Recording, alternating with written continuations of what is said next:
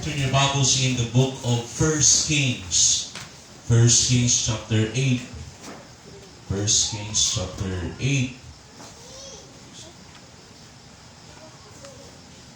First Kings chapter 8. In your Bible, please. Verses 57 down to verse 61. Just few verses ato ning basahon together in the book of First Kings chapter 8. Alright, are you in your Bible? Amen. Verse number 57. Ready? Basa ta ugdungan. The Lord our God be with us, and He was with our fathers. Let Him not leave us, nor forsake us, that He may incline our hearts unto Him, to walk in all His ways, and to keep His commandments, and His statutes, and His judgments, which He commanded our fathers. And let these my words, wherewith I have made supplication before the Lord, be nigh unto the Lord our God day and night, that He maintain the cause of His servant, and the cause of His people, Israel, at all times, as the matter shall require. 60. That all the people of the earth may know that the Lord is God, and that there is none else. 61. Let your heart therefore be perfect with the Lord our God, to walk in His statutes, and to keep His commandments, as it is this day. Pray ta, Lord, salamat aningkak na sa kagabhion. Salamat, Lord, for gathering us together in your house in this Wednesday night.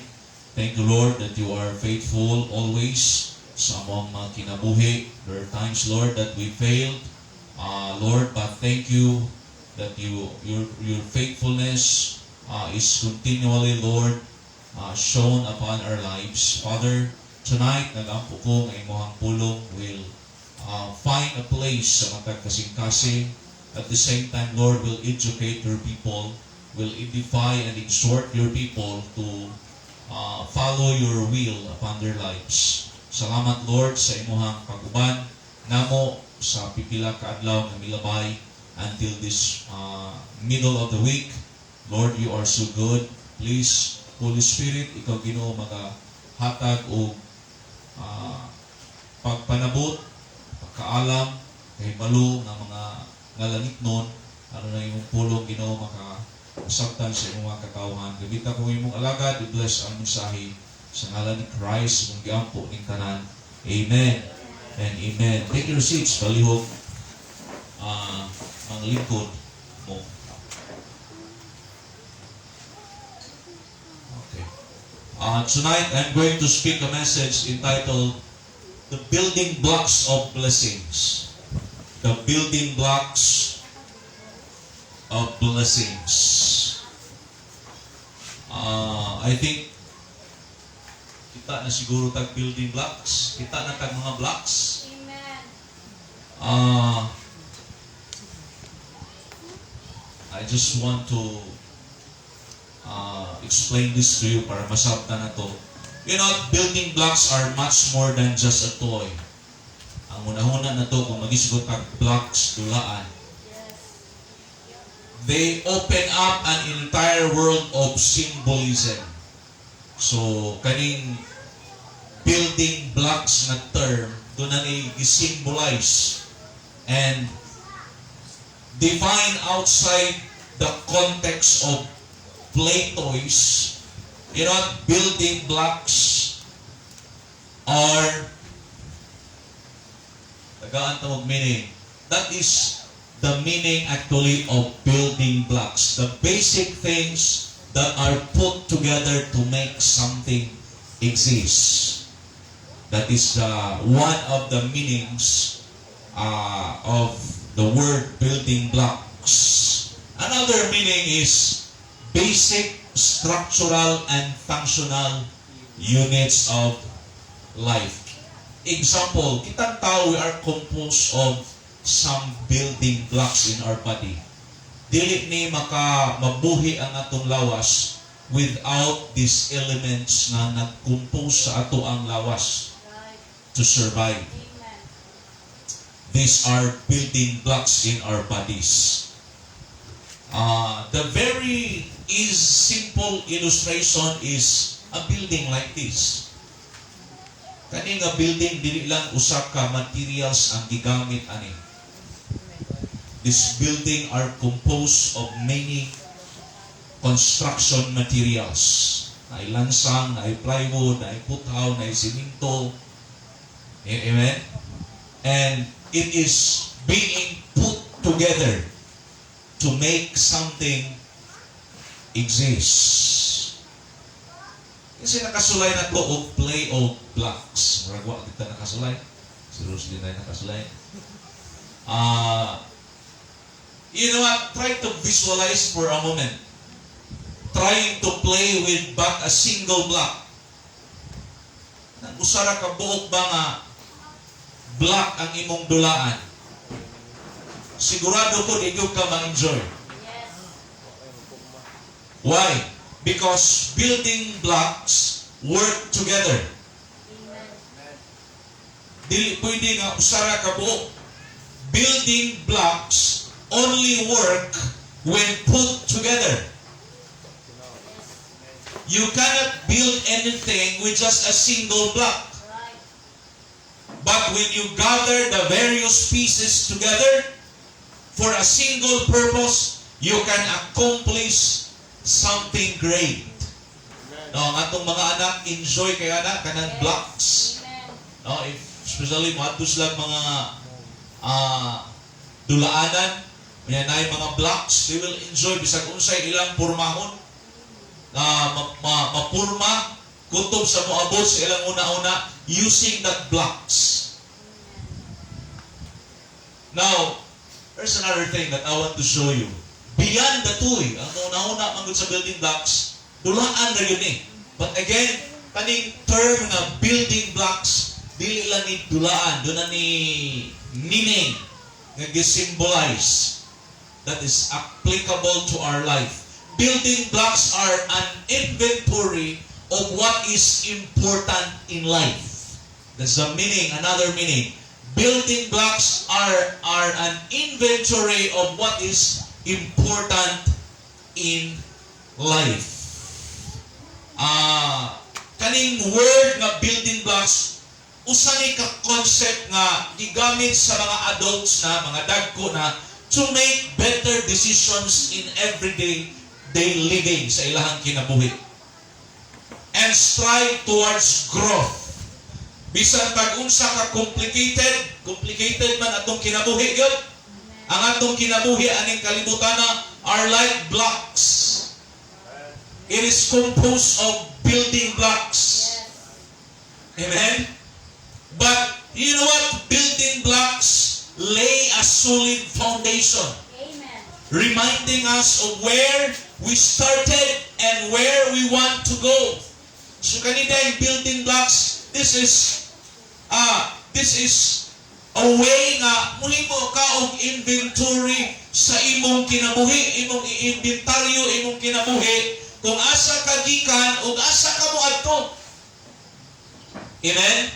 This is one way of having a direction or a purpose in your life. Building blocks are our belief system as Christians. Ang atong building blocks, mao ni ang atong belief, mao ni ang atong faith system in God's Word.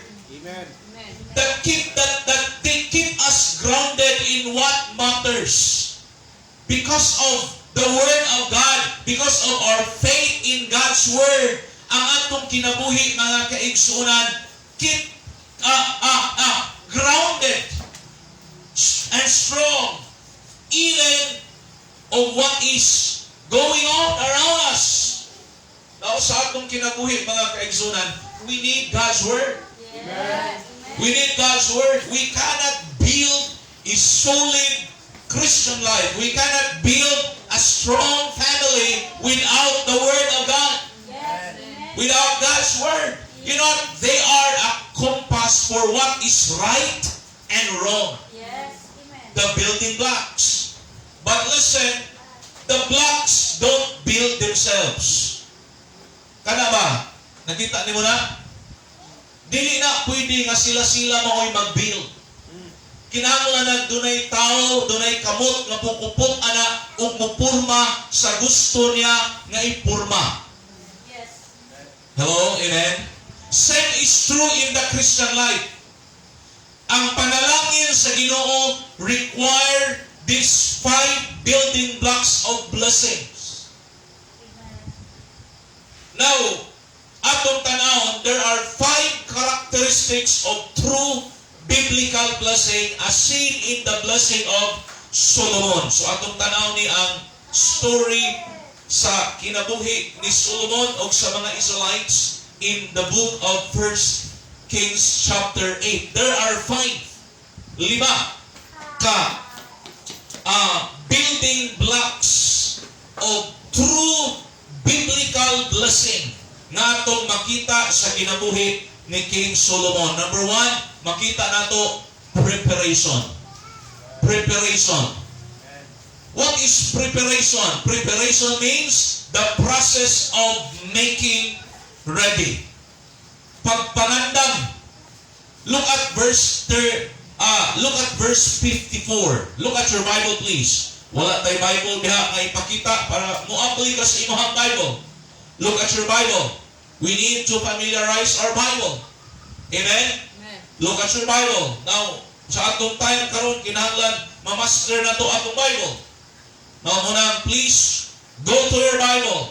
Ayaw kong tanawa ato sa inyong Bible and let us read together. Ready, go. And it was so that when Solomon had made an end of praying all this prayer and supplication unto the Lord, he arose from before the altar of the Lord, from kneeling on his knees with his hands spread up to heaven.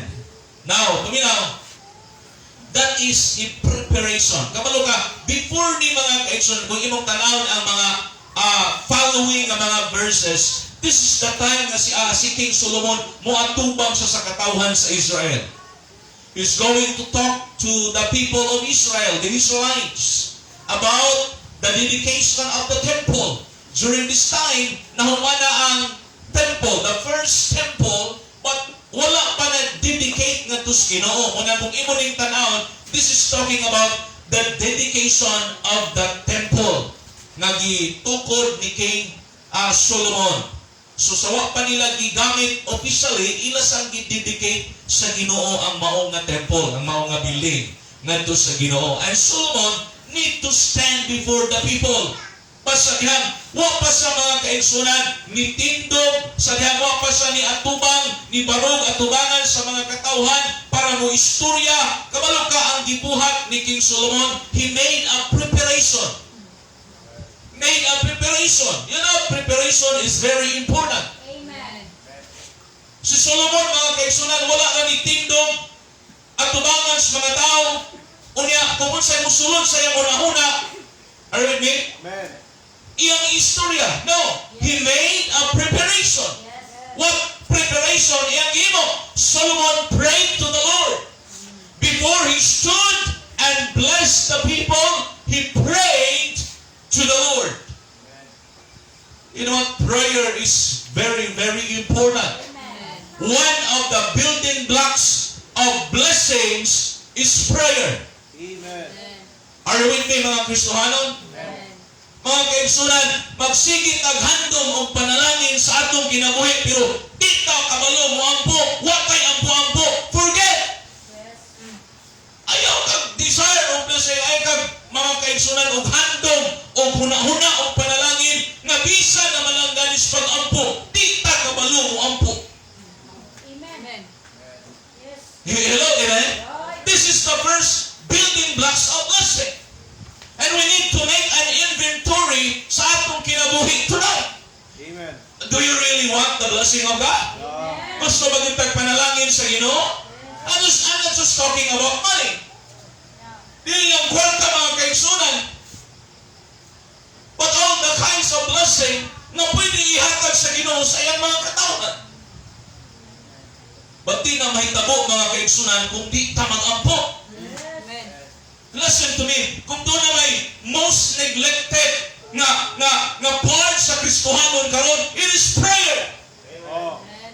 Sayon ra kayo istorya ng I'm praying for you. Sayon ra kayo mga kaigsunan i-message unya mag-ana-ana tas atuang usa na mga sign niya. But no, that does not mean mga kaigsunan nga niingon ka I'm praying for you. You have prayed for that person. No, you have to talk to the Lord. You're not ang gibuhat ni King Solomon. He kneeled down. And when he was kneeling down, there's nothing wrong with raising our hands. Are you with me?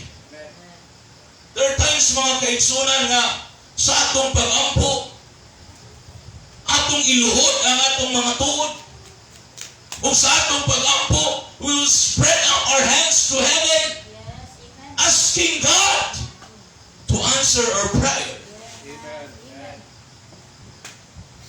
Nusubo kay palandungon mga kaigsunan, pila na may Kristohanon manambong o prayer meeting. Tinood na.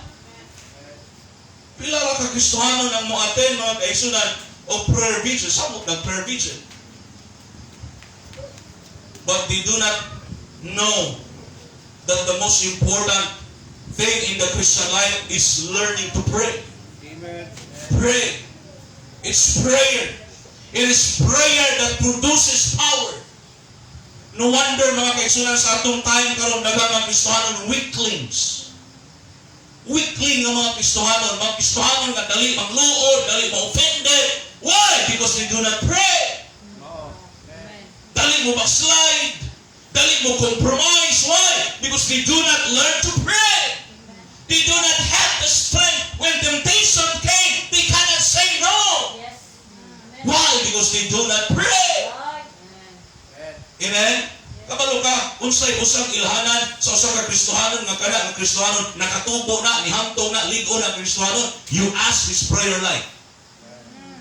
Pangutan nga ang iyang prayer life. Kumusta man atong prayer life? Hello, amen? You know, we believe that there is power in prayer. But sometimes mga kaigsunan, that belief is only from our lips, not really in our hearts. Why? Because if we truly believe that prayer, listen to me, has something that can do sa atong kinabuhi, we will just talk about prayer, but we will do it by the grace of God. Amen? Preparation. It is prayer that prepares the heart to speak forth blessing to others. Amen? That's why kung ikaw gitagaan kag taas, magtudlo ka sa mga bata, magwali ka diri, magtudlo ka sa Sunday school, the first thing you need to do is pray. This is not a spirit, this is not a physical battle. We are engaging into a spiritual battle. Kung dili ni makaya nato ingon ang book of Zechariah, not by your spirit, not by your might, but by my spirit, saith the Lord. Are you with me? Amen? Now, sometimes atong kinabuhi, ang Kristohanon, bildiro, huwag kadaugan, ng Kristohanon, because they do not learn to pray. Amen. Amen? Amen? Oh, inong tanang mga simbahan, basta prayer meeting, hubas. Hubas. Oh. Sa Cordoba, ilang attendance every Sunday morning, I think, that's around 300 people. But may na lang makaabot 50 during prayer meeting. May na lang makaabot og 50. Asa man ang 250? Are you with me? Amen. Munang we found churches karon mga kaigsunan ang mga kasimbahanan karon. Kabalo ka, ang mga churches karon are being attacked by the devil. And right now, mga kaigsunan, the devil, kabalo ka ang yawa, wag kalisod sa simbahan, pagsulod o pag-attack sa mga katauhan sa Diyos. Why? Because Satan knows that Christians today are weak.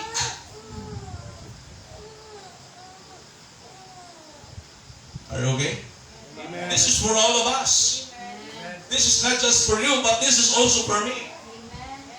You know what? I have also struggled, but I try to discipline myself. Yes. Amen. So that I will not just preach here with my mouth and be a saint in the sight of God. Amen? Solomon, mga kaigsunan, had spent significant time praying on his knees. Muluhod pa ba ta?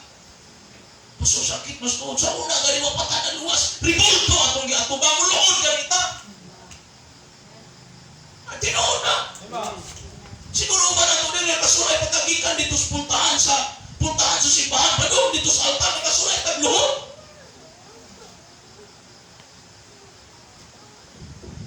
Amen? Kaba ba kaning pagluhod, sign ni sa imong worship sa Ginoo?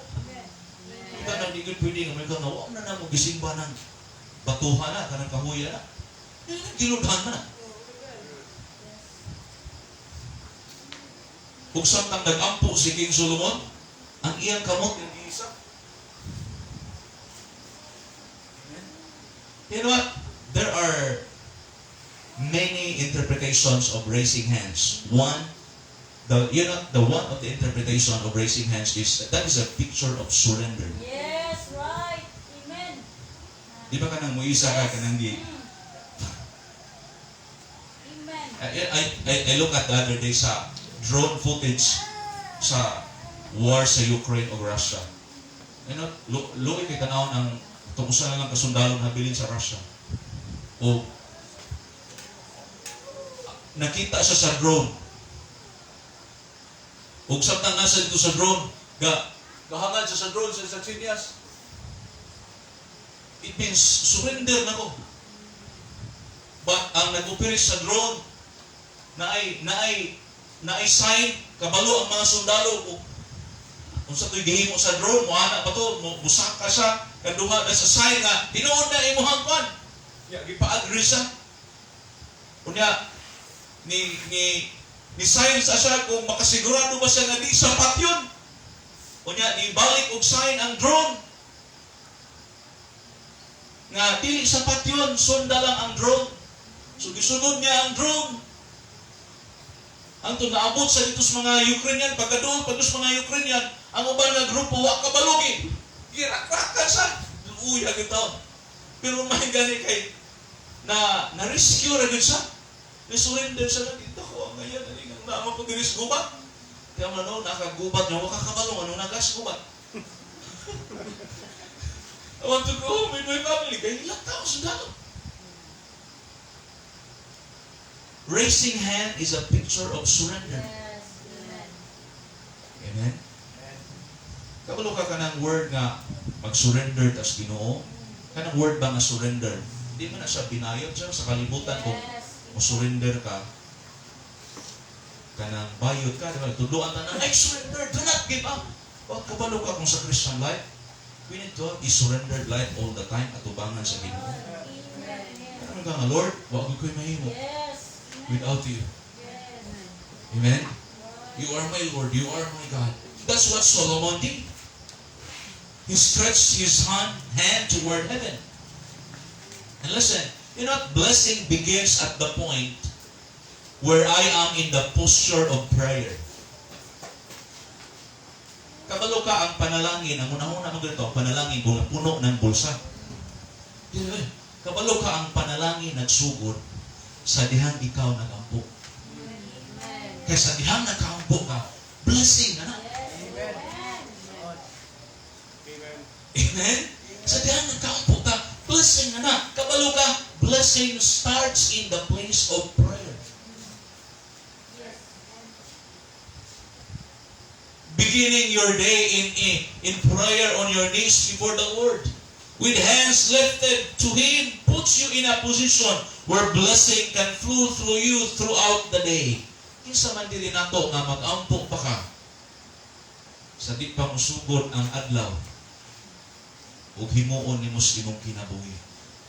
That is actually preparation. The best preparation of the day in order for you to have victory is pray.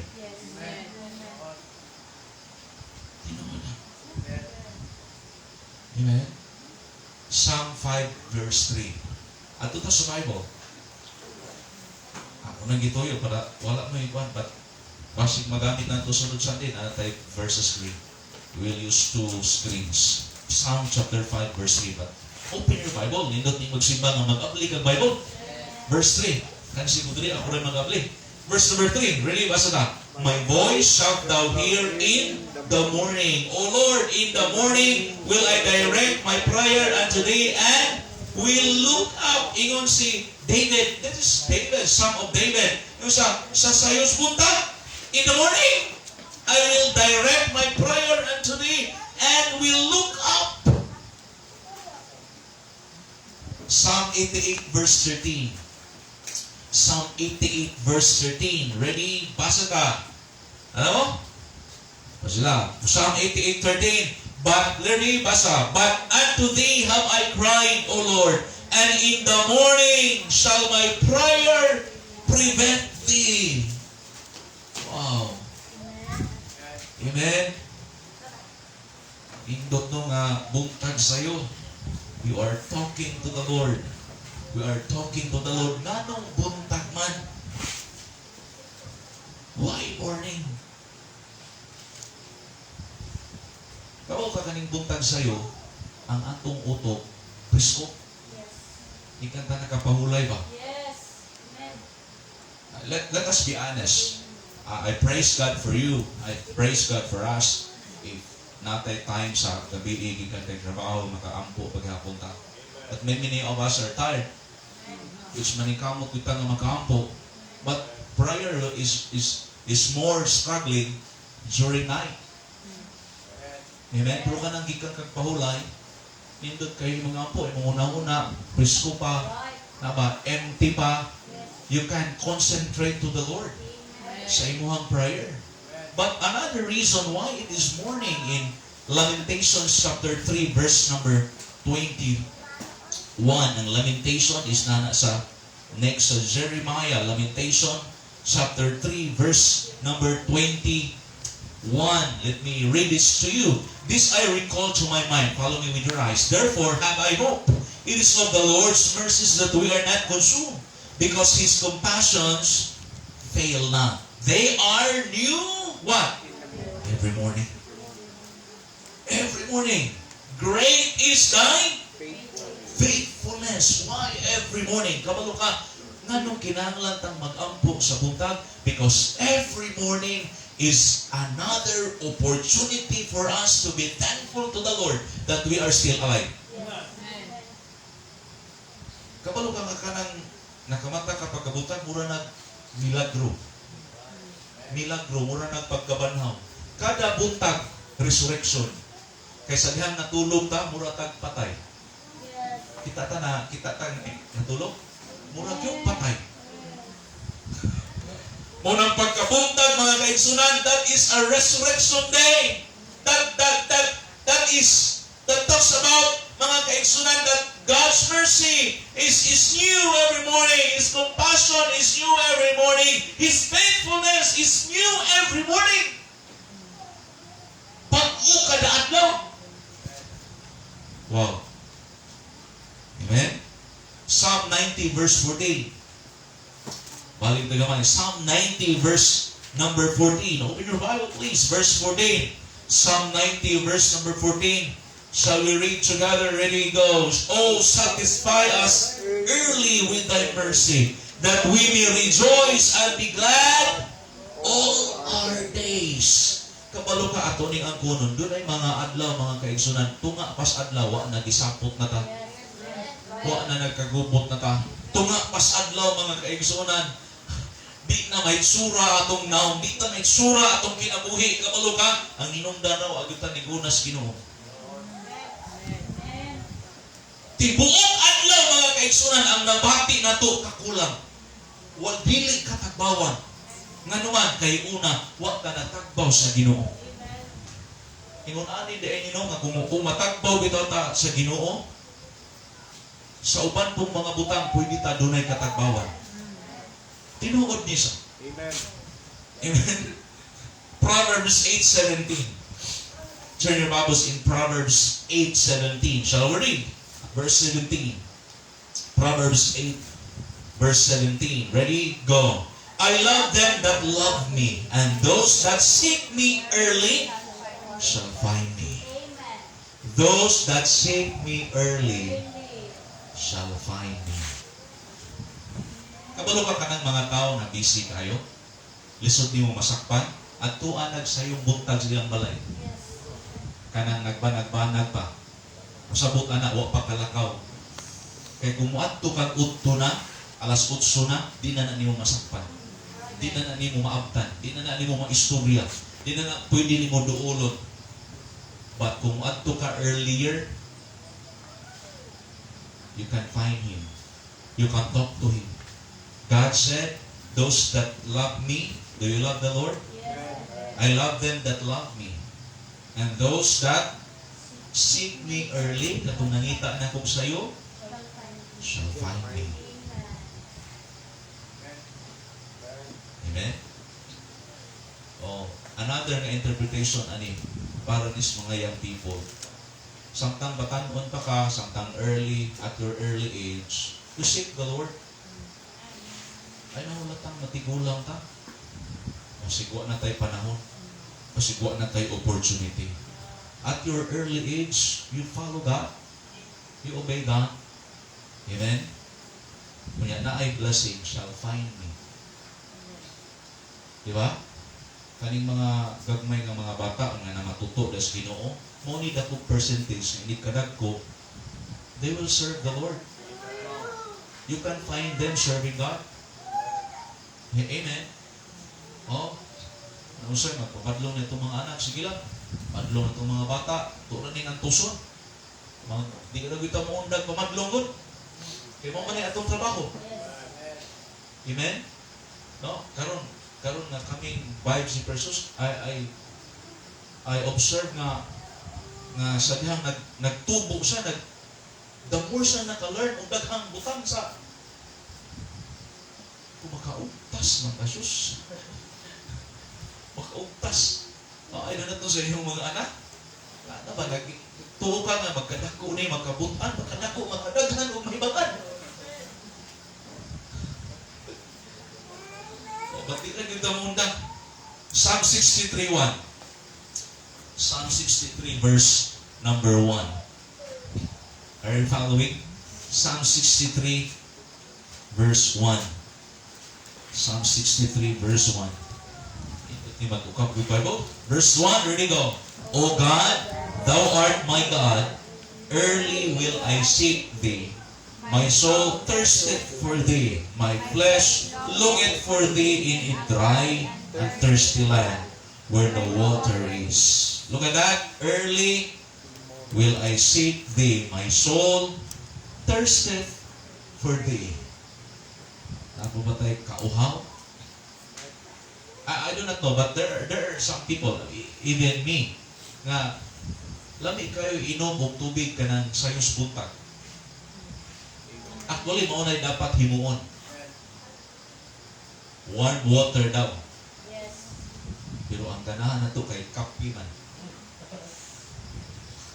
Dili actually ba daw na mo gikinahanglan sa atong lawas. Ang gikinahanglan sa atong lawas is water. Pero lami man ang kape buntag sa. O ya, pag human mo inom kape, di nakaganahan mo inom og tubig. Kasi nakaganahan mo mahaw. I hope you learn something in the first point. Amen. Amen? That is the first building blocks of blessings. Preparation. What's the preparation? Prayer. Amen. Prayer. Another building blocks. Expectation. Expectation. What's an expectation? Ang meaning ani is a strong belief. A strong belief. Di na guro makita nila that something will happen in the future. Kana bang paglaom or pagdahom? Tanawa unsay gihimo ni King Solomon. Look at 1 Kings chapter 8 verse 55. Let's go back to our text. Verse number 55. And he stood and blessed all the congregation of Israel with a loud voice, saying, look at that statement. He stood and blessed all the congregation of Israel. Solomon stood up. You know what? Ang pagtindog, ang pagbarog ni King Solomon is a sign that he was expecting something to happen. Amen. Amen? Kabalo ka kaning when you speak blessing into someone's life, nindot ning magtindog. No? Nindot nang magampo ka, unya naglaom ka nga ang imong giampo naabay mix ba ang nga pagtuo. Yes. Amen. Amen? You mix your blessing with faith and you are expecting the Lord to respond. Yes. Amen. Right. Amen? Usahay mga kaigsunan, maghuna-huna ta nga ang atong prayer has not been heard or ang atong request atubangan sa Ginoo is being denied. But listen, God has His own time Yes. to answer us in our prayer, Amen. Yes. Amen. not in our own timetable. Right. Amen. Ang ato ra gyud munang niingon ang Bible, pray without ceasing. Amen. Ingon ang Bible that men ought always to pray and not faint. Why? Tungod kay sa atong pag-ampo, listen, dili ta kabuot kung kanus sa Dios tubagon og ihatag ang atong gipangayo. Yes. Amen. God knows what is best for us. Amen? And sometimes mga kaigsunan, ang Ginoo, doon na sa'y mas better pa nang i-prepare. Yes. Amen. Yes. Amen. Sometimes mga kaigsunan, gidali-dali na to ang Ginoo. Unya, maura na atong gusto, pero wag kang kabalo nga ang gusto sa Ginoo nimo, mas nindot pa na. Yes. Amen. Mas maayo pa na. Amen? This reminds us of what Paul promised. Niingon ang Bible in Ephesians 3 verse 20 that God is able to do exceedingly abundantly above all that we ask or think. Usay mo na atong gihuna-huna. Mura na atong gipangayo. But you know what? God can do more. Yes. Amen. Amen? Unang importante kay mag-ampo. And listen, having completed his prayer, humag-ampo ni King Solomon, Solomon stood to bless the people. Kanya, kung imo ning tanaw ka mga igsunan, touching kay ning apart. Kay, during this time, nahumana ang bagong gi-construct na temple. O during this time, mga kaigsunan, sa panahon sa paghari ni King Solomon, mauning nga time na ang nasod sa Israel, nagkatigom silang tanan, unya, dunay kalinaw. Dunay kalinaw. Kay, gikan sa panahon, mga kaigsunan, sa Egyptian bondage, hangtod going to the promised land, ang mga Israelites, mga kaigsunan, never sila nga nakapahulay. Grabe kayo sila giagian nga daghan nga mga battles sa ilang kinabuhi. And during this time, mga kaigsunan, nakita nila ang kalinaw, nakita nila ang presensya sa Ginoo nga nipuno sa templo, ug dunay kalinaw every border during the time of King Solomon. Unya, look at that. If you are the king, o ikaw nga mga Israelites nga naa kada, you will remember those things nga inyong giagian. The wilderness, the Amalekites, the Canaanites, the Perizzites, the Hittites, the Jebusites.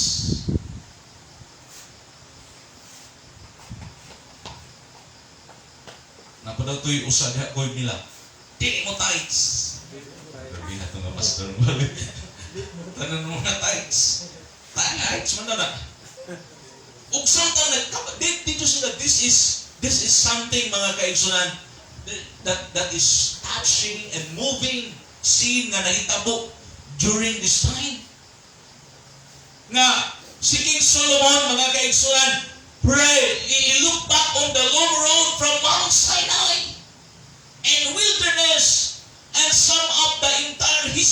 of Israel in one sentence. Look at verse 56. Mao ni summary mga kaigsunan nga gisulti ni King Solomon in verse 56. Niingon siya sa verse 56. Tanawa o sa gingon sa B, there hath not failed one word of all his good promise which he promised by the hand of Moses his servant. When they look back mga kaigsunan, King Solomon and all the Israelites, ilang nakita mga kaigsunan na ang saad sa Diyos matinumanon. Hello, amen? You know, sometimes we go through some situations in life, some circumstances in life that we are thinking mga kaigsunan wrong against the Lord. Nagunahon ta mga kaigsunan nga ang Ginoo failure sa atong kinabuhi, ang Ginoo wala nag-care nato, ang Ginoo wala ni kuyog nato, but no! He is with us all the time. There has not failed one word. Can you imagine, no? Bisag usa ka saad, usa ka pulong sa gisaad sa Dios, walay na pakyas. Tanan na tuman. There have been many a dark day when their enemies have been victorious. Kita sila mga kaigsunan. There was time ang mga Israelites nakasulay sila building. Nakasulay sila that they are being defeated by their enemies. Kita sila nagikatawan sa silang kaaway. Gibibigay sa silang mga kaaway. Giyagayagaan sa silang mga kaaway. Kita sila na mga kaigsunan ng ilang mga forefathers, ang mga dugo mga kaigsunan sa ilang mga forefathers na nakig-away, midagayday. But during this time of calmness, ipasulay sila sa Ginoo mga kaigsunan nga humana atong tanan. Dunay kalinaw. O kabalo ka, that is the prophetic. If we will apply this to prophecy, salamat mga kaigsunan, in our days we'll experience sorrows, problems and burdens and many more. But salamat, there will come a time that there will be a total peace when Christ will reign on earth. Are you with me? Wow. Are you expecting? Indo tayo na sa pagpangalagad ni mo, nag-expect ka? Nag-ampo ka, nag-expect ka? Kaya ka nang wa kay gilaong, wa kay gidahong, laay kayo mong kinabuhi. You're expecting the Lord to bless you. You're expecting God to respond and pour out His blessing upon you. Another building blocks of blessing, not just preparation, expectation, but also articulation. What is articulation? The action of putting into words. The action of putting into words. Tanawa ang verse number 55. And he stood and blessed all the congregation of Israel. Notice the next statement. With a loud voice. Then iya dahil nang gimension diha hangtod sa verse 59, gimension diha ni King Solomon. I mean now, Solomon did not just think about blessing the people. Kunya, wa lang siya naghilom. Wa lang siya silently nga nag-ampo sa panalangin, but he vocalized it. Iya yung gisulti. Okay, ato ning klaro na kami na. Doon na iban, mitsa yung nga, ay na nag-isulti kay makadumog ang yawa.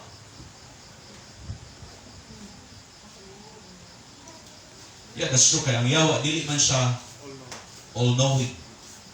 But listen, bisan pag makadumog ang yawa, paminaw, Satan is not all-powerful. Yes, Lord. Dili kapugong ang yawa sa himuon sa Ginoo sa atong kinabuhi. Are you with me? Bisan pag makadumog siya, so makadungog pa sa imong giampo. Bisan makadungog pa sa imong gi-desire. Bisan makadungog pa sa imong pangandoy o gipangayo sa Ginoo. He is not all powerful. Amen? So there's nothing wrong, mga kaigsunan, kung atong istorya. Hello? Amen? There's nothing wrong kung natay i-share na, Pastor, Brad, iampo ni, mo na akong i-pray. Tabangin kong ampo ni. Are you with me? Di lang secretly or silently. But he vocalized it. He put it into words. And it's no wonder that Solomon did, for there is amazing power in spoken word. Kaya nung doon ka itong Joshua, you don't have much time. We'll not go there, but it is in Joshua chapter 10. Nga, gigukod nila ni Joshua ang mga kaaway, ilang inimis. O, naabtan sila sa panahon na ang adlaw hapit na musalok. Ano? So, kung mangit-ngit na, it means di na pwede nilang bukuron ang ilang enemies. And in faith, mga kaigsunan, Joshua said, Son, stand still. O ang tanan mga kaigsunan nga, mga Israelites, all the entire camp of Israel, nakadungog sa gisulti ni Joshua, mga kaigsunan, when he declared with his voice, the sun, indeed, stand still. Mitundan ang adlaw ug tuyok, wani dayon og salok, nagpordura. So that's very possible. You know what? I don't have time to talk to you about history. But that is true. Amen. There was a record that there was a time that the sun stopped spinning. Yes, right.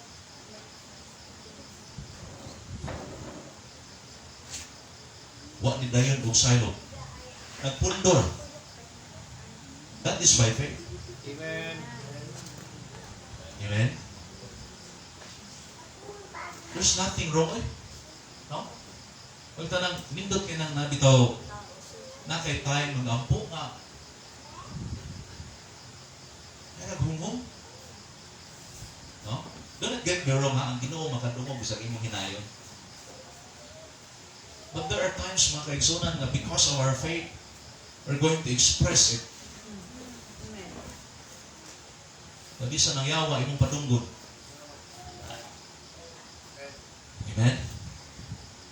There's power in spoken word. In fact, in Romans chapter 10, verse number 10, Paul said, if we will not only believe in our heart, but we need also to confess with our mouth Yes. that we are saved. Amen. We need to speak it and start blessing people expectantly, and they will be blessed. And good things will happen in their lives. You know, in James chapter 4, verse 2, ask, you have not, because you ask not. Amen? Ingon ang James 5:16. Kung sa'yo ingon sa James chapter 5, verse 16. Turn your Bibles there for a while. James 5:16. James chapter 5, verse 16.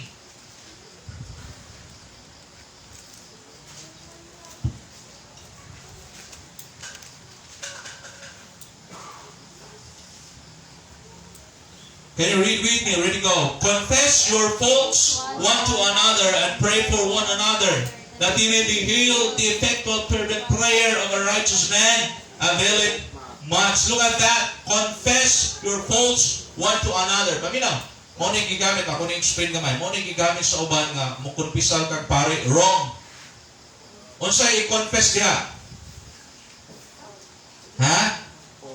Faults, dili sin. Kaya ang sala, Ginoo ray ang ayan atong kumpisalan, ana. Amen? Oh. But confess confess your faults one to another and pray. Look at that word. Pray one for another. Ingon ang Matthew 7 verse 7. Ask and it shall be given unto you. Nasunod. Seek and ye shall find. Knock and it shall be open unto you. I want to do this quickly, but I want to finish 30. The next building blocks is motivation. Motivation. The next building blocks of blessing is not just preparation, ano sa ikadua? Expectation, ano sa ikatulo? Articulation, but also for motivation. What is motivation? The reasons one has doing for it. Ang hinungdan nga nung imo nang gihimo. Kung sa may hinungdan nga nung gihimo ni King Solomon. Verse 16. 1 Kings chapter 8, verse 16. Ready? Basa ta.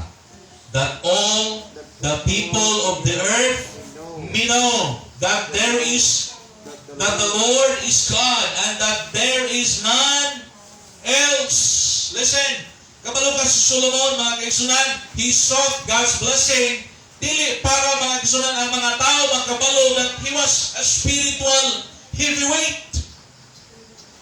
But in order that all the people, all the world will know the true and living God. Amen. Kaya sometimes sa atong kinabuhi, maglisod ang mga tao og tuo nga tinuod atong Dios kay di makita sa atong kinabuhi nga gibless ta. Amen? Luoy pa kita nga, paluoy-luoy pa kita. Alright. I'm not saying I'm not saying that you will be proud. Yes. May ipakita na to sa itong pagkinabuhi, mga kaigsunan, na dahil panalangin ang Ginoo na to. Amen. How can we convince the world? How can we convince others that God is faithful, that God is merciful, that God is good, that His promises are true? Di ba makita sa itong kinabuhi? Why? Because there are times, may now, kabalo kang anong usahay mga kaigsunan ang panalangin sa Ginoo, mulikay na to. Kaya basin sa'yo ang atong motive. Kasi ang gusto na to, doon ay mag-Kristohanon, they want blessing because they want to impress others. Dili, ang hinungdan nga nung mangayo kang panalangin, mag-ampo kang panalangin, mag-desire kang panalangin, maghandog kang panalangin, unsa man, para ang Diyos, the more na ma-known sa imong kinabuhi, the more siya mailhan, the more siya ma-lift up, the more siya ma-glorify. Amen. Amen? The more siya makita sa atong mga kinabuhi. And you know, kung imong i-check 2 chapters later, from chapter 8 of 1 Kings, in 1 Kings chapter 10 verse 1, you go there. Look at your Bible, 1 Kings chapter 10 verse 1. Can we read? Ready, go. And when the king of Sheba heard of the fame of Solomon concerning what? The name of the Lord. Look at that, ha? Kung siya nakita ni Queen Sheba, kung siya nadunggan niya, the fame of Solomon. Asa dapit si King Solomon famous? Concerning the name of the Lord. Are you with me? It is not, he was not famous because of his wealth and his wisdom, but concerning the name of the Lord. I mean now, I'm talking about blessings here. These are true. If we want the building blocks of blessing sa atong kinabuhi, mga isunan nga, masalog na to ang panalangin sa Ginoo sa atong kinabuhi. We need to make the name of God famous. Amen. In our life. Wherever you go, wherever you stay, whatever you do. Nakadungog mga kaigsunan ang queen sa laing nasod. Si Sheba. Look at that, the next statement. She came to prove him with hard questions. Sheba, kabaw ka ni Sheba, is a queen from Africa. She heard what was happening in Solomon's kingdom, and he came not to glorify Solomon, but to seek the Lord. Amen? And listen, if we want to be one who speaks blessing into the lives of others, your motivation must be to see people drawn to the Lord. Not that they will be excited about us. Not that they will be excited about Cornerstone. But they will be excited about God. If indeed your motivation is to want people to prosper in the Lord, you can expect the Lord to bless them through you. Kung maunay atong motivation na ang Ginoo, ang ubang mga tao ma-bless. Amen? Diha sa Ginoo, pinaagi na to, tabangan tas Ginooan. Here's the last thing, the building blocks. The building blocks of exhortation. What's an exhortation? Emphatically urging someone to do something. Pag-awhag. Tanawa ang verse 61. Verse 61, we'll close with this. Verse 61, here you go. Let your heart, therefore, be perfect with the Lord our God, to walk in His statutes and to keep His commandments as at this day. As part of Solomon's blessing, Solomon exhorted the people. This is not simply an injunction. Di lang isugo para nila. But it's an infusion. The word infusion is like a remedy. Remedy. Kabalo ka? Kinahanglan tag tambal. Kinahanglan ta og nay areas atong kinabuhi, kinahanglan maayo. Kinahanglan matarong. Ug asa dapit pastor, kinahanglan matarong. Our walk with God's word. To walk, to be perfect with the Lord, our God, to walk in His statutes. Listen, you will never get perfection when you do not learn to walk in His word. Dili na mahitabo mga kaigsunan. Kamaw ka kanang word na perfect, dili lang na mature. Hello, amen? Dili lang na mature. But you are a person that is responsible and dependable. Amen. Amen? And keep His commandments as is this day. Kabalo ka, this is not a condemnation to them, but rather a proclamation of what will happen. Ingon si King Solomon, it is an exhortation based and built on faith. So dihan ang mga tao nagtigom sila, ituo ang mga tao ni King Solomon, mga kaigsunan, and they do well in the Lord. Kabalo ka, sa dihan na mauli sila, mauni resulta. Look at verse 66. On the 8th day, he sent the people away, and he blessed the king, and went unto their tents, joyful and glad of heart for all, what? The goodness that the Lord had done for David his servant, and for Israel his people. Look at that. Amen.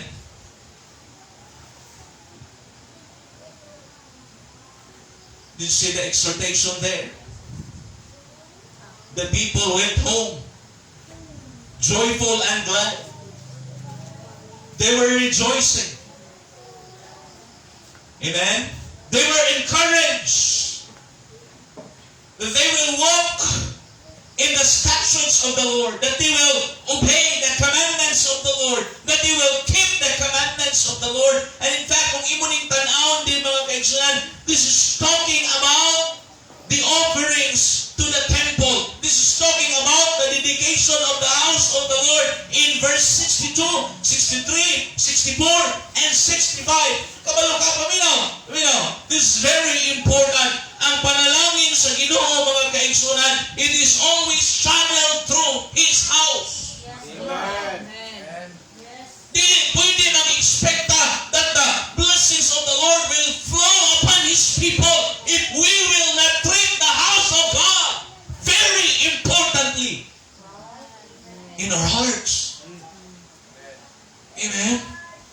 You know, the people of God, after the house of the Lord was dedicated to the Lord, and after they celebrated, they offered offerings. Ay look at mga kaigsunan sa ilang ipanghalad ini, grabiha si King Solomon, mga kaigsunan, o ipanghalad 20,000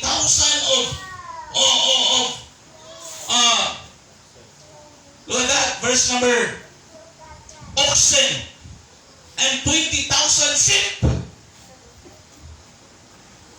In verse 63, so the king and all the children of Israel dedicated the house of the Lord. The same day did the king hallow the middle of the court that was before the house of the Lord. For he offered burnt offerings and meat offerings and fat of peace offerings, because the brazen altar was before the Lord was too little to receive the burnt offerings and meat offerings and the fat offering. Grabiha. Can you imagine, magigsunan? Sa kadaghan sa ilang halad, migamay ang ilang halaran. What I'm trying to say, what give me no, say atong una is we're so focused with that atong gihatag ng kwarta. But listen, it is more than giving our money. It is more on how we treat the house of God. Kunya pag-uli nila, kung sa ilang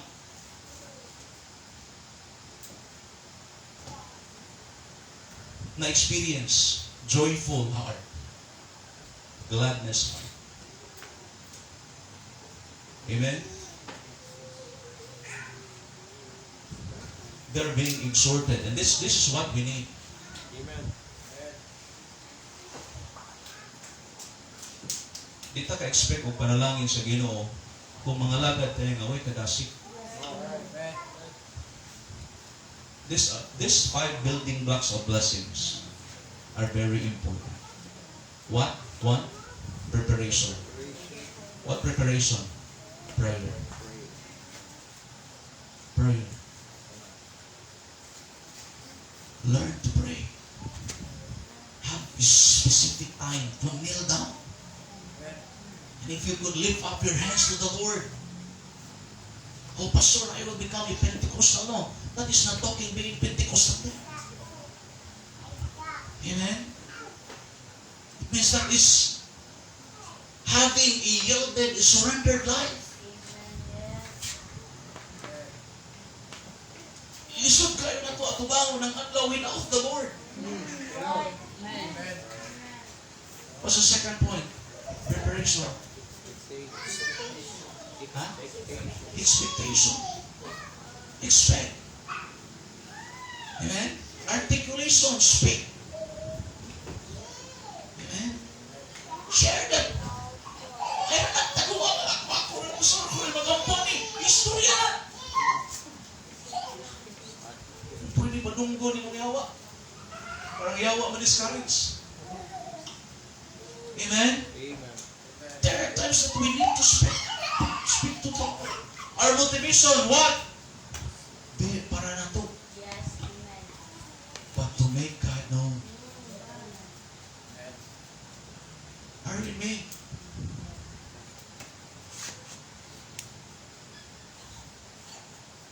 We want to convince the world that we are serving a living God. But how can we convince them if di makita sa atong kinabuhi? The exhortation. Amen? Look at Solomon, kabalo ka. Si Solomon, mga kaigsunan, mo'y nag-una. Siya nag-initiate, mga kaigsunan, mo'y akong i-offer, kabakaan. All the people followed. Kung sa'y gihimo ni King Solomon, gihimo po sa mga tao.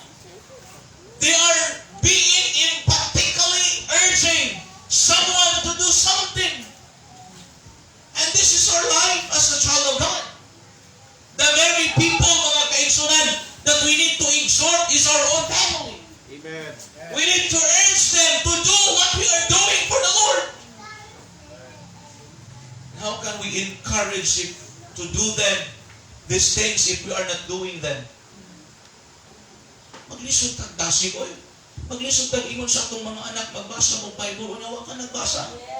Maglisod tag ingon sa atong mga anak nga magampo ka, unya wa ka nagampo. Maglisod ka sa ingon sa atong mga anak nga magsimba kas Ginoo, unya di ka mosimba. Maghakal ka, unya di ka maghakal. Right. Di na pwede. Yes. We need to show them an example to follow. And as they see us doing that, they will get exhortation. Amen? Inaot ko mga kaigsunan that every time we come to the house of God, we are happy. Amen. Amen? Iyon may tabo nga, ikang tagsimba, nag-abus balay, nag-away. Ang panalangin sa Ginoo, bis, musulod. Hadlok, musulod. Are you with me? Amen. Amen? Ano nga yung natugiyata? Ay, membro mo yung nanay. Unang mag-anda, preparation, importante. Amen. Amen? Kaya ang Ginoo is looking our hearts. Yes. Okay lang na. God will take care of you. Amen? Amen? God will take care.